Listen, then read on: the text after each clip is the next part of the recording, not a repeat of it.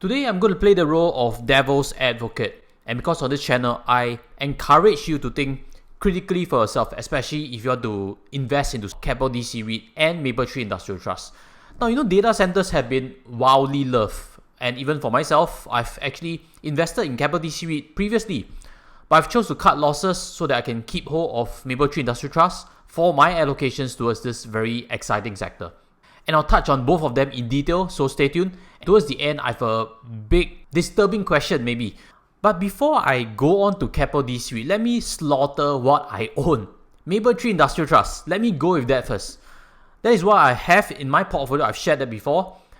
On hindsight, if you look in terms of share price performance for Mapletree Industrial Trust versus Keppel DC REIT, it has been a great decision. Also, price decline has not been so severe, could also be due to the fact that Keppel DC REIT appreciated a lot more during 2020-2021 when data centers were so much in flavor. And if you look, it really looks like a bottoming up process for the price. Both of them seem to have hit a bottom in May 2022. As always, leave your thoughts and comments in the sections below. Now, before I get any further, let me address the elephant in the room, which is a common question that keeps arising in the comment sections also. That is interest rates. Interest rates are going up. REITs will have to come down. Not true. I've refuted that many times before, and just in case you haven't seen them, let me pull up for you to see. Mapletree Industrial Trust has about 72.3% fixed in terms of its total debt. What about Keppel DC REIT? It has about 76% fixed in its debt. To me, it's really arguable. When we take on mortgage loans as a consumer, we are better off than entities like this. I don't think that's true, because as a consumer, when I take mortgage loan, whatever DBS offers me is fixed 2.75%. I'm a price taker. I cannot negotiate anything. Whereas for entities like this, especially for Mapletree Industrial Trust, which has a strong credit rating, you realize that they can manage their debt very well. They can go to the bond markets to issue and change this portfolio according to market situations. Again, interest rates are not going to kill REITs. Don't assume that. The decline is probably due to market interest in this sector, as well as moving forward the challenges on these operations. So let's start with Mapletree Industrial Trust. You realize that gross revenue has inched up. Net property income, which is what we need to track as REIT investors, has also gone up 4.6%. Fantastic results. Amount available for distribution is $94+ million. That is from net profit of about $101 million. And that has resulted in the distribution per unit to be 3.49 cents. That is stable because the increment is slight only, and also the number of units have increased slightly.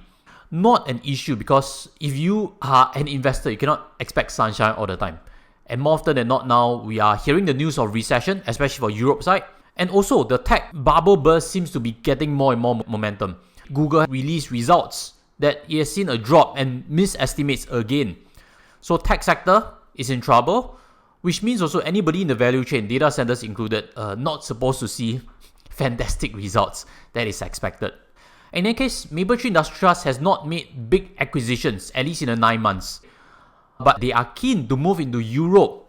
I am concerned because Germany, almost a given that they'll go into recession because of gas issues. But also, I trust Mapletree to look for good assets. If a recession comes, there's always opportunity. So I do trust them if they make a call on what acquisitions to make in the coming quarters ahead. All in all, Mapletree Industrial Trust offers you 5% yield if you were to buy now, about $2.70. So with that, let's move on to Keppel DC REIT. Now, before we get there, if you have benefited from some of the discussions, really smash the like button because it's taken our team hours to prepare this presentation for you. And smash or subscribe because I'll be also covering on Suntec REIT. And if you're a REIT lover, I think these are a series of contents that you can really benefit to sharpen your own investment approach. Now let's talk about Keppel DC REIT. Keppel DC REIT has exercised its first right of refusal, ROFR, on the Guangdong data centers. Now, this will cost them $210 million. Whether you're a believer in China's business sentiment or not, that one is up for question. But Keppel DC REIT has already decided to enter the China space, and it does have even more ROFRs to make more acquisitions. So do expect this allocation to increase in the coming quarters ahead. That is a reason how they've been building their AUA, and along the years you have seen this grown substantially, and also the debt to equity ratio has also slightly inched up. Right now it stands about 38%, which also still gives it some more room to to buy more assets, which is what I'll suspect they'll be continuously doing. Now, the problem for Keppel DC REIT, if you haven't seen my previous videos before, I'll leave those at the end of this also for you to follow a bit deeper, is regarding this. Let's dig up their income statement. You realize that the net property income has slightly reduced, correct? This is comparing first half 2022 versus first half 2021.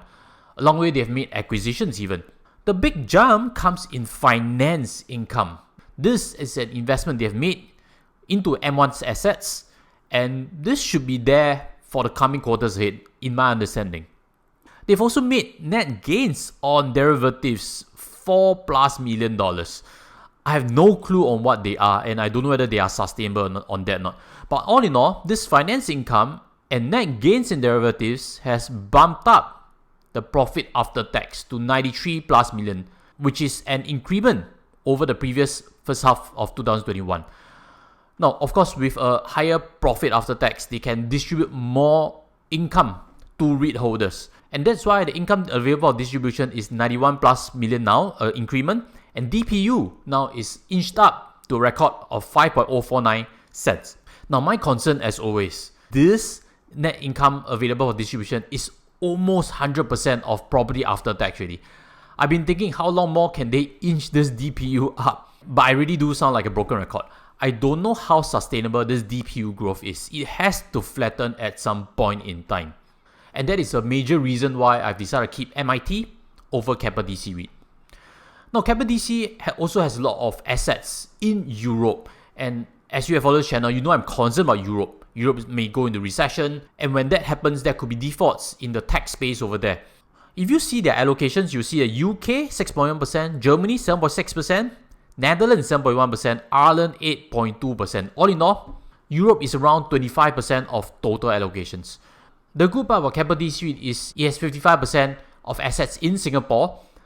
And as we know, Singapore government has been protecting the growth of data centers because they are high energy consumer.